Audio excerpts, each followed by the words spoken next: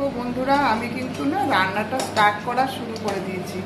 একটা সাদা তেল দিয়েছি, জিরে ফোড়ন, সর্ষে ফোড়ন, তারপরে লঙ্কা, গরম মশলা আর কাঁচা বাদাম দিয়েছি। তারপরে এই যে গাজর দিচ্ছি, তারপরে এই যে ক্যাপসিকাম দিচ্ছি। তারপরে একটু কুচনো কাঁচা লঙ্কা দিলাম। তারপরে এটা নাড়তে থেকে তারপরে একটুকু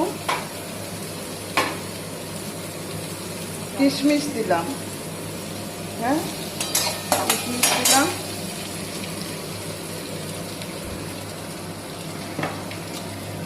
দাঁড়াও বন্ধুরা, একটু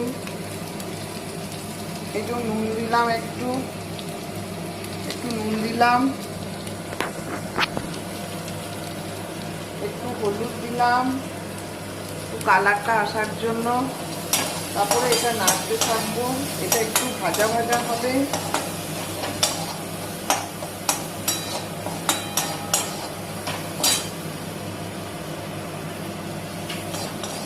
একটু ভাজা হতে থাকছে। তারপরে গ্যাসটা একটু লো লেভেলে করলাম।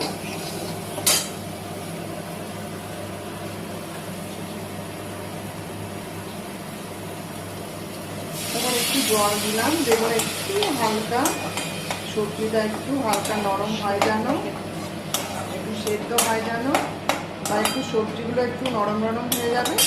তারপর এটা ফুটতে থাকবে। তারপরে একটু গ্যাসটা একটু সিমে করবে, আবার বাড়াবে। তাহলে এগুলো ঠিকঠাকভাবে হতে থাকবে।